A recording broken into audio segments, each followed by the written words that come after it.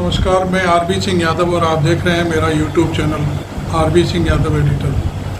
आज मैं आपको जाने माने पत्रकार पुण्य प्रसून वाजपेयी की एक आज की ताज़ा रिपोर्ट आपके सामने प्रस्तुत कर रहा हूं, जिसमें उनका कहना है कि बीजेपी में सब कुछ ठीक नहीं है और भगदड़ जैसे आसार हैं। आज उनका यह वीडियो आप देखेंगे और उनका एनालिसिस बहुत ही गजब का है। इसे देखकर आपको लगेगा कि हाँ, वास्तव में उन्होंने बड़ी मेहनत करके बनाया है। तो आप देखिए पुण्य प्रसून वाजपेयी जी का ये एनालिसिस। दोस्तों नमस्कार। 2024 का चुनाव और सवाल इंडिया का जी नहीं, सवाल इस वक्त इंडिया का नहीं है, सवाल बीजेपी का है। और यह सवाल मोदी शाह की चुनावी बिसात बिछाने के तौर तरीकों को लेकर है। बीजेपी के भीतर से उठते हुए सवाल दिल्ली की सत्ता को परेशान कर रहे हैं, या दिल्ली की सत्ता जो अपने तरीके से खुले तौर पर यह दावा करते हुए आगे बढ़ रही है कि चुनाव तो हम ही जिता सकते हैं, तो पूरी बिसात हमारी होनी चाहिए। राज्य दर राज्य का पूरा एनालिसिस एक-एक शब्द, एक-एक लाइन और खास तौर से 3 राज्य समझ में आएगा जहां पर यह लगने लगा है कि कहीं बीजेपी का पूरे तरीके से बोरिया बिस्तर सिमट ना जाए, तब वहां के विधायक क्या सोच रहे होंगे। और अगर विधायकों का बोरिया बिस्तर सिमट जाएगा तो फिर सांसदों की स्थिति क्या वाकई मोदी चेहरे के आश्रय चुनावी जीत दिला पाएगी। यह सवाल 3 राज्यों का है और उसके बाद का सवाल समूचे देश के भीतर का है, और उससे भी कहीं आगे सवाल उन कद्दावर नेताओं का है जिनकी अपनी राजनीतिक जमीन अपने राज्य में है और जिनकी पहचान राष्ट्रीय स्तर पर है, लेकिन वह हाशिए पर ढकेल दिए गए। और इन सब पर पैनी निगाह अगर इस दौर में मोदी और शाह की है तो कहीं ना कहीं आरएसएस की भी है। तो इस अंतर विरोध को कहें या इस दौर में कहीं चेक एंड बैलेंस बनाने की खोज में निकल पड़ी है दिल्ली की सत्ता, इसे मान लिया जाए। चलिए पहेलियां नहीं बुझाते हैं, एक एक करके बात सामने रखते हैं। इस दौर में याद कीजिए पहली बार मोहन भागवत ने कब कहा, यानी राष्ट्रीय स्वयंसेवक संघ के सर संघचालक ने जैसे ही जिक्र किया, इंडिया नहीं बोलना चाहिए, भारत अपना लेना चाहिए, हर जगह भारत लिखा होना चाहिए। ऐसा नहीं है कि पहली बार आरएसएस ने भारत का जिक्र किया। आरएसएस तो शुरू से ही भारत का ही शब्द लेकर चलती रही है। और गुरु गोलवलकर की किताब को देखिएगा तो उसमें तो सिर्फ और सिर्फ भारत ही नजर आएगा। और यह सिलसिला तमाम सर संघचालकों के दौर में रहा। लेकिन इस दौर में ऐसा क्या हुआ कि सर संघचालक ने भारत शब्द कहा और भारत सरकार ने उसे एक क्षण में अपना लिया, और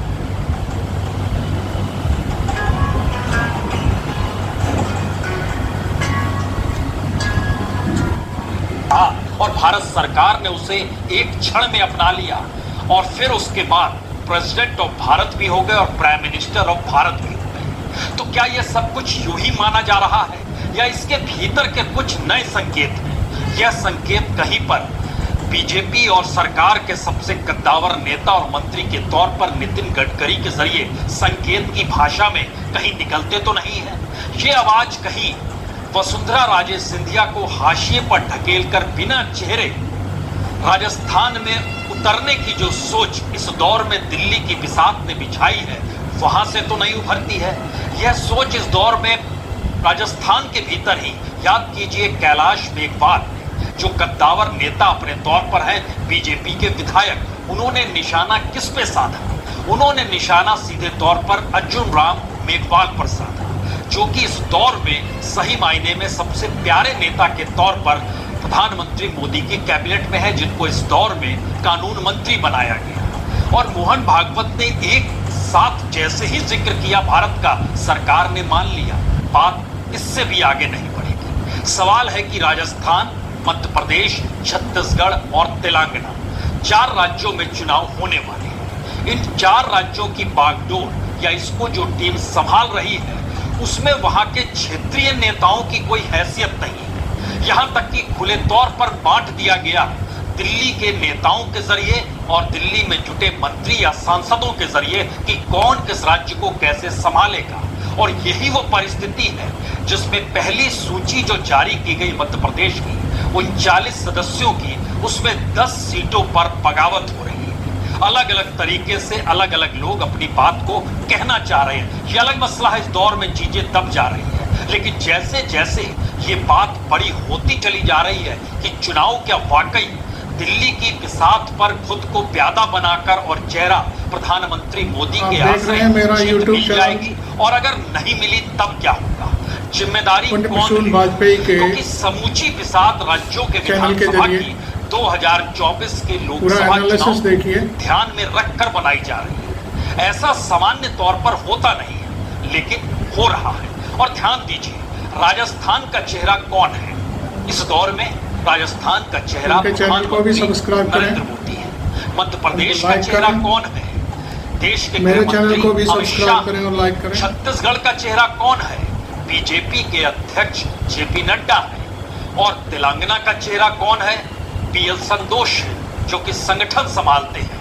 यानी ध्यान दीजिएगा अगर, तो सिर्फ इन 4 नेताओं के इर्द गिर्द और इन 4 नेताओं के पसंदीदा नेताओं के इर्द गिर्द ही समूची बीजेपी और समूची रणनीति आकर सिमट गई।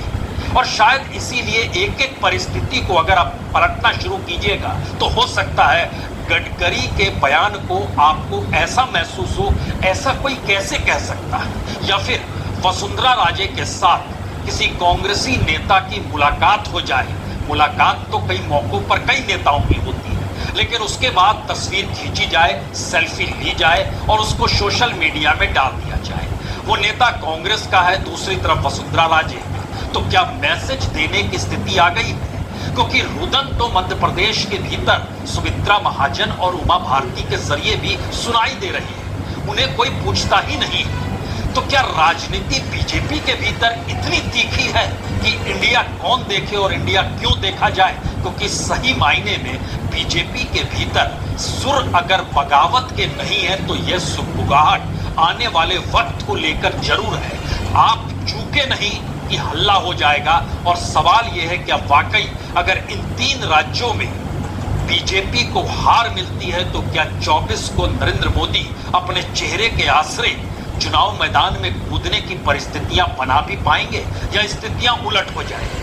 क्योंकि सामान्य तौर पर इस तरीके से कोई बात निकलती नहीं है, लेकिन इस दौर में निकली। एक एक अगर हिस्सों को परखे तो महाराष्ट्र के भीतर विदर्भ और विदर्भ के हिस्से में नागपुर, वहां चले जाइए तो वहां नितिन गडकरी की लोकप्रियता जबरदस्त है।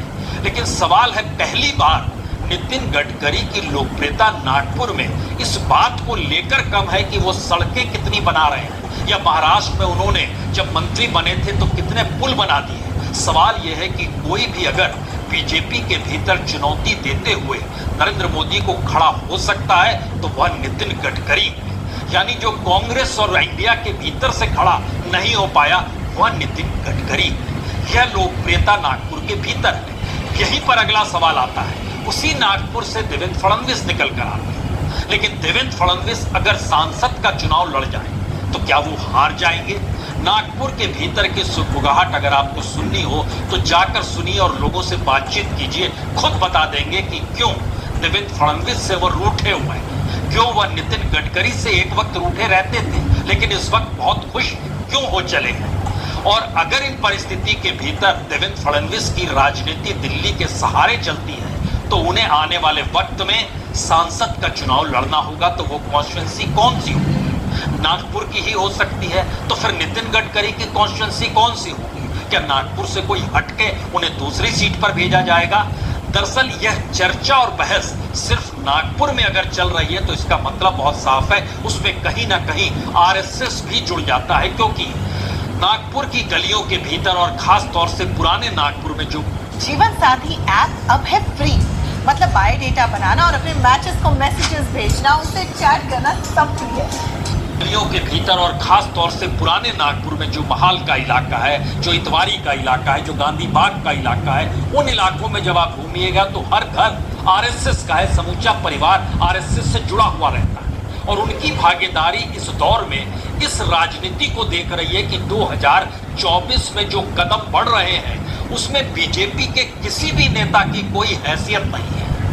वो महाराष्ट्र का नेता हो या किसी दूसरे प्रांत का नेता हो, हैसियत सिर्फ 2-3 नेताओं की है और उनके इर्द गिर्द बनी उस चौकड़ी की है जिसके जरिए तमाम राज्यों की राजनीति को साधा जा रहा है और इसी के आश्रय 2024 की दिशा में बढ़ना है। महाराष्ट्र की राजनीति को थोड़ा और समझ लीजिए। अगर फडणवीस और गडकरी के जरिए समझना चाहते हैं, दोनों के लिए हैरत की स्थिति है कि अजीत पवार डिप्टी सीएम बनकर क्या कर रहे हैं, उनके पीछे कौन सी पार्टी है, उनका चुनाव चिन्ह क्या है और क्या वाकई उन्होंने पार्टी तोड़ दी है या वो एनसीपी के हैं। यह सभी उम्मीद और आस लगाए हुए हैं कि आज नहीं कल अजीत पवार शरद पवार को भी ले आएंगे, या इस उम्मीद में खुद पवार बैठे हैं कि अजीत पवार वापस लौट आएंगे। लेकिन वह डिप्टी सीएम है, तमाम दस्तावेज सरकार के वो देख रहे हैं किस तरीके से राज्य के भीतर की राजनीति चल रही है और कैसे करप्शन भी चल रहा है, इसको भी वो नजदीक से देखते हैं। और उन पर खुद पर जो मनी लॉन्ड्रिंग का चार्ज था उसको हटा दिया ईडी ने, उसको साइडलाइन कर दिया। सब कुछ उनकी आंखों के सामने है। तो कल उनका कोई भी राजनीतिक कदम महाराष्ट्र के भीतर की राजनीति में क्या असर डालेगा, उससे कहीं ज्यादा जो कद्दावर नेता जिन्होंने एक लंबी राजनीति की, उनके भीतर पहली बार सवाल है कि आने वाले वक्त में उनकी राजनीति रुकेगी, ठहरेगी, निपट जाएगी, होगा क्या। अब यहां से सवाल उठता है, क्या वाकई वसुंधरा राजे कोई ऐसा कदम उठा सकती है जिसमें बीजेपी और आरएसएस को बड़ा झटका लग जाए। क्या वाकई 3 राज्यों के चुनाव खत्म होते होते नितिन गडकरी के जरिए कोई बड़ी आवाज सुनी जा सकती है। क्या वाकई इस दौर में जो तमाम राज्यों के विधायक हैं उनके भीतर जो सवाल रेंग रहे हैं, क्या वो खड़े हो सकते हैं, या दिल्ली के भीतर ही कुछ इस तरीके की परिस्थिति वाकई बन सकती है जिसमें ऐसा लगने लगे कि इंडिया का सवाल नहीं है, बीजेपी को सत्ता में बने रहना है तो बीजेपी को एकजुट होना है। और एकजुट करने के लिए कौन सा नेता चाहिए, क्योंकि मौजूदा वक्त में अगर आवाज उठ रही है तो ये हैरान परेशान करने वाली है। नितिन गडकरी सामान्य तौर पर कुछ भी कहते हैं, लेकिन इस बार उन्होंने जो कहा वो बड़े साफ गोई के साथ कहा कि घोड़ों को नहीं मिल रही घास लेकिन गधे खा रहे हैं च्यवनप्राश। मुहावरे इस रूप में खत्म हो जाता तो भी ठीक है। उसके बाद वो कहते हैं समझने वाले समझ गए, जो समझदार हैं वो समझ गए। अगर वो निशाना राजस्थान की जमीन से गहलोत पर लगा रहे हैं तो गहलोत शब्द लेने में उन्हें परहेज होना नहीं चाहिए, क्योंकि राजनीतिक तौर पर वो विपक्ष के नेता और उन्हें हराने ही उतरे हैं बीजेपी के तमाम नेता। लेकिन समझदारी का जिक्र कर समझदारों को समझाने की दृष्टि से इस बात को कहते हुए कि गधों को च्यवनप्राश खाने मिल रहा है और घोड़ों को घास भी नहीं मिल रहा है, तब यहां से 2-3 बात और साफ होती है। क्या बीजेपी के भीतर तमाम सांसदों को ये लगने लगा है कि आने वाले वक्त में अगर उनकी राजनीतिक जमीन कहीं भी बची है तो वह खत्म हो जाएगी, या फिर उनको टिकट नहीं मिलेगा तो उनकी अपनी राजनीति खत्म हो जाएगी, या फिर मोदी शाह की बिसात पर अगर वो प्यादा बने रहते हैं तो चल सकते हैं, अन्यथा नहीं चल सकते हैं। क्या ये एहसास हो गया है? और खास तौर से उन राज्यों में जहां पर चुनाव होने हैं, जहां के विधायक इस दौर में रूठे हुए हैं। तो आइए उस पन्ने को जरा खोलते हैं जहां सब कुछ दिल्ली की निगरानी में हो। इसको दिल्ली की सत्ता मान चुकी है, रिमोट से राज्य चलने चाहिए, इसका संदेश वो दे चुकी है। बिसात दिल्ली की ही होगी, प्यादे प्रदेश के तमाम नेता होंगे। ये खुले तौर पर कहने से वह कतराती नहीं है, क्योंकि चुनाव में जो 2 चीजें महत्वपूर्ण हैं, पैसा दिल्ली से आएगा। आप लोग कंगाल हैं, आपके पास पैसा नहीं है तो आप कैसे चीजों को तय करेंगे। दूसरी बात, जब टिकट भी दिल्ली तय करेगी तो उसमें आपकी कौन सी हैसियत, किस हैसियत। और जब चुनावी समिति बैठे या संसदीय पार्टी बैठे, उसमें तो कोई ऐसा नेता है नहीं। यहाँ तक कि गडकरी जी को भी बाहर कर दिया गया उस संगठन के भीतर में से।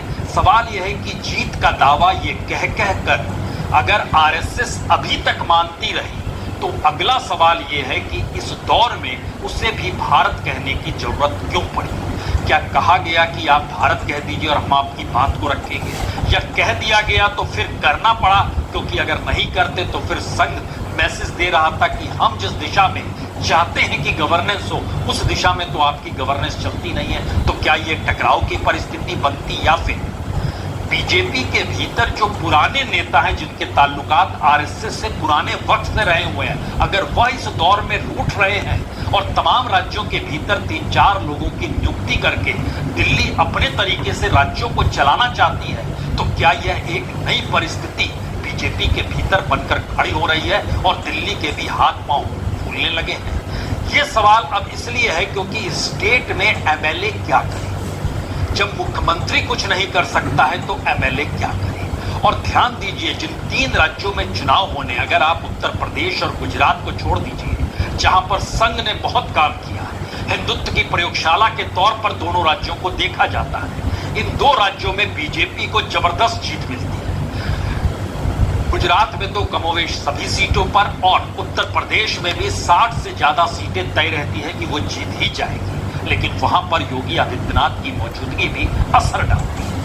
बाकी किसी भी राज्य में कोई योगी आदित्यनाथ नहीं है जहां बीजेपी की सत्ता है। सबको दिल्ली के इशारे पर रहना पड़ता है, बड़ा फैसला लेने से पहले दिल्ली आना पड़ता है, या दिल्ली खुद तय करती है कि कौन फैसला लेगा, कौन मुख्यमंत्री होगा, कौन खड़ा होगा, वो खुद तय करती है। और अब ये चरम पर इसलिए धीरे धीरे पहुंच रहा है क्योंकि इंडिया इस दौर में जब बढ़ रहा है और जो सवाल इंडिया लगातार उठा रहा है, और उस राजनीति के तहत बीजेपी जहां जहां कमजोर पड़ रही है और हर दिन एक मुद्दे के आश्रय अपने आप को टिकाए और बनाए रखने की परिस्थिति में लाकर खड़ा कर रही है, तो इसको इंडिया समझे या ना समझे, लेकिन बीजेपी के भीतर का भारत समझने लगा है।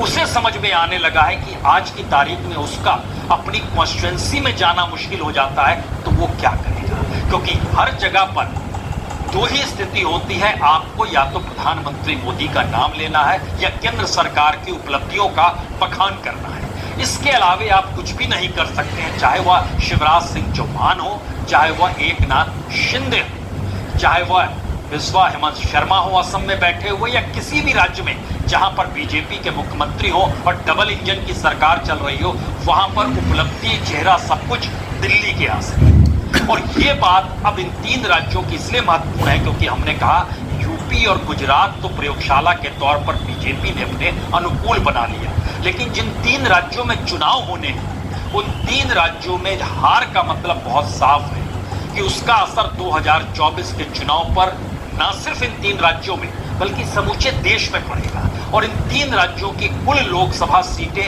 65 हैं। उस 65 में से 61 सीटों पर बीजेपी को जीत मिली है, यानी 97% तक की जीत है। यह स्थिति अपने आप में बतलाती है कि बीजेपी इन 3 राज्यों में कितनी मजबूत है। लेकिन क्या वाकई आपके जहन में कोई भी नाम छत्तीसगढ़ के सांसद का, मध्य प्रदेश के सांसद का या राजस्थान के सांसद का आता है, जो 61 सांसद हैं? और क्या आप कह सकते हैं कि उनकी महत्वपूर्णता भारत की राजनीति को साधने में या फिर बीजेपी की राजनीति को साधने में, आप कहेंगे मुश्किल है। शायद इसीलिए अब ये सवाल इसलिए है कि हमने जिक्र आपसे किया 39 सीटों का ऐलान मध्य प्रदेश की हुआ था, उसमें जो पिछला चुनाव लड़ चुके थे 16 लोगों के टिकट काट दिए गए। 10 पर बगावत का जब हम आपसे जिक्र कर रहे हैं कि अगर आप एक एक चीज को समझे तो पूर्व मंत्री ओम प्रकाश धुर्वे जो है डिंडोरी से जाते थे, उनको शाहपुर से टिकट मिल गया, वह गुस्से में है। गुना के चिचौड़ा सीट से पूर्व एमएलए ममता मीना जो पंचायत चुनाव में प्रियंका मीना को 235 वोट से हरा चुकी थी, उनके देवर भी चुनाव हार गए, उनको टिकट दे दिया गया और उनका टिकट इस रूप में दे दिया गया और बाकी कद्दावर का काट दिया गया। मुरैना की सबलगढ़ सीट, प्रदेश के महामंत्री जो रणवीर सिंह रावत हैं, उनकी बेटी आदित्यपुरी दुखी हुई क्योंकि सरला विजय रावत को टिकट दे दिया गया। देवास के सोनकच्छ, इसी तरीके से हर जगह देखते चले जाइए। सागर की बंडा सीट, छतरपुर शहर की सीट, पूर्व जिलाध्यक्ष पुष्पेंद्र सिंह गुड्डू, उनका विरोध हो रहा है, वो ललित यादव को वहां टिकट दिया गया। पत्नी अर्चना सिंह जो पूर्व नगर पालिका थी, उनको टिकट देने के ना देने से दुखी हो गए। छतरपुर के महाराजपुर सीट में, वहां पर पूर्व एमएलए मानवेंद्र सिंह के बेटे जो उसमें थी, उसमें बीजेपी के जो प्रताप सिंह का विरोध वहां पर कर रहे हैं, कामाख्या प्रताप सिंह विरोध कर रहे हैं क्योंकि पूर्व एमएलए मानवेंद्र सिंह के बेटे को टिकट, कामाख्या सिंह विरोध कर रहे हैं कि क्यों टिकट दिया गया, हमको नहीं।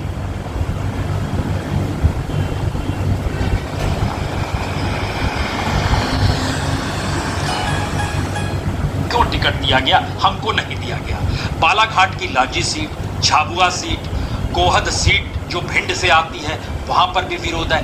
10 सीटों पर अगर तत्काल का विरोध नजर आता है तो पार्टी एकजुट कैसे होगी? महत्वपूर्ण ये नहीं है, महत्वपूर्ण है कि दिल्ली से निकली हुई आबो हवा के बीच में जरा चीजों को परखना शुरू कीजिए। अगर इस परिस्थिति में कौन संभाल रहा है? मध्य प्रदेश पूरे तरीके से संभालने की जिम्मेदारी देश के गृह मंत्री की है। उनके साथ कौन कौन खड़े हैं?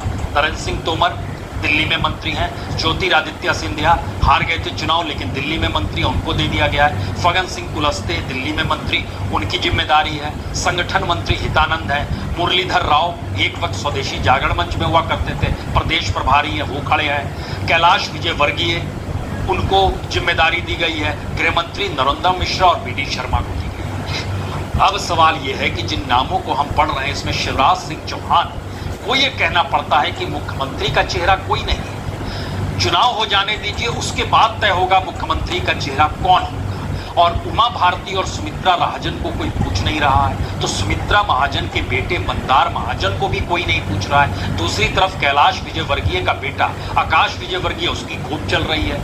आपस में झगड़े की परिस्थिति आ गई क्या? राजस्थान के भीतर घुसिएगा तो खुद प्रधानमंत्री सारी चीजों को संभाल रहे हैं। और संभालने की स्थिति यह है कि वहां पर प्रदेश अध्यक्ष सीपी जोशी जब अपनी टीम बनाते हैं 29 सदस्यों की, तो किसी एमएलए को स्पेस नहीं देते हैं। सांसदों को देते हैं, पूर्व सांसदों को देते हैं, पूर्व मंत्री को देते हैं। उसमें अगर लिस्ट आप पढ़ना शुरू कीजिएगा तो उसमें अलवर के एमपी हैं बाबा बालकनाथ, टोक सवाई माधोपुर के एमपी हैं सुखबीर जौनपुरिया, नागौर के पूर्व मंत्री सीआर चौधरी, पूर्व एमपी नारायण पंचरिया, संतोष अहलावत, सरदार अजय पाल। ये सब नाम इस बात का जिक्र है कि आप चीजों को साथ कैसे रखें।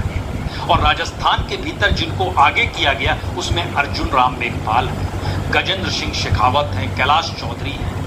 और उसमें बहुत साफ तौर पर वसुंधरा के करीबियों को भी टिकट दिया जाए या ना दिया जाए, यानी वसुंधरा तो हाशिए पर ढकेल दी गई, अब उनको भी टिकट दिया जाए या ना दिया जाए, यह भी सवाल है। और उनके सामने सीएम के तौर पर प्रतिपक्ष के नेता राजेंद्र राठौड़ भी हैं, सतीश पुनिया जो उपनेता थे और सीपी जोशी जो प्रदेश अध्यक्ष, उनका कद बढ़ाया जा रहा है। आपस के भीतर की राजनीति में कौन किसको संभाले, और जिनको कद था, जो कद्दावर नेता के तौर पर जिनकी पहचान थी और जो चुनाव जिताते चले आए थे, उन्हीं को हाशिए पर ढकेल दिया गया। छत्तीसगढ़ के भीतर भी ध्यान दीजिए, ओम माथुर और मनसुख मांडविया, इन दोनों को प्रमुखता के साथ लाकर खड़ा कर दिया गया। इनके साथ 2 अजय अग्रवाल और पवन साय मौजूद हैं। और राजस्थान के भीतर प्रहलाद जोशी की भी मौजूदगी हो गई, नितिन पटेल की हो गई, कुलदीप बिश्नोई हरियाणा से उठकर वहां आ गए। हम अपने हिसाब से राज्यों की राजनीति को साधेंगे, हम अपने हिसाब से टिकटों को बांटेंगे, हम अपने तरीके से लोकसभा चुनाव की भी बिसात को बिछाएंगे। हमें पता है कि चुनाव कैसे जीतना है और चुनाव जीतने के लिए किस किस हथियार की कब कब जरूरत पड़ती है। तो वो तमाम नेता जो अपनी राजनीति को साधने में माहिर थे, चुनाव जीतते आए और उनके भरोसे कुछ और लोग चुनाव जीतते जाते थे। क्या इस दौर में दिल्ली के भीतर मोदी सत्ता या मोदी शाह की जो बिसात है उसको अब चुनौती देने की परिस्थितियां आ गई हैं क्या? यह पहला सवाल है। दूसरा सवाल है, अगर सभी को हांका जा रहा है तो जिन्होंने बरसों बरस की राजनीति की, क्या वह भी खुद को हकाने के लिए तैयार है क्या? और जिस आरएसएस की अपनी धारा, अपनी सोच, अपने सामाजिक सरोकार और अपना एजेंडा भी रहा है और वो राजनीतिक तौर पर काम करती रही हो, यह कहना दुखद होगा कि वो सामाजिक और सांस्कृतिक संगठन है, उसकी अपनी राजनीति तमाम चीजों को हथियार के तौर पर इस्तेमाल करती है। उसके सामने मोदी शाह एक ही बात कहते चले आए, हम जिता देंगे। हमें लगता है एक क्षण के लिए आप सोचिए क्या हुआ था 2015 में, जब बिहार में चुनाव लड़ा जा रहा था। उस वक्त अमित शाह ने खुले तौर पर कहा था हम चुनाव जीत जाएंगे, जिता देंगे, लेकिन जब वो चुनाव हार गए तो उसके बाद वह अगले 5-6 दिनों तक मीडिया के सामने नहीं आए, जबकि वादा करके निकले थे जैसे ही चुनाव खत्म, रिजल्ट होगा, हम सामने आएंगे।